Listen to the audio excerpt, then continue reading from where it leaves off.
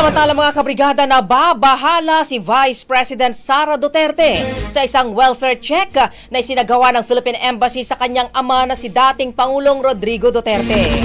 Ayon kay VP Sara, bumisita raw ang mga opisyal sa detention ni Digong nang walang abiso o pahintulot sa kanilang pamilya.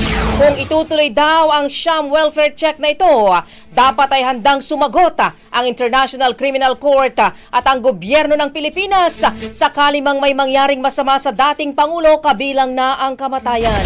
Dagdag pa ng Vice Presidente, ang mga pagbisitang ito ay utos lang di umano ni Pangulong Bongbong Marcos na nakadisguise lang o bihis consular functions.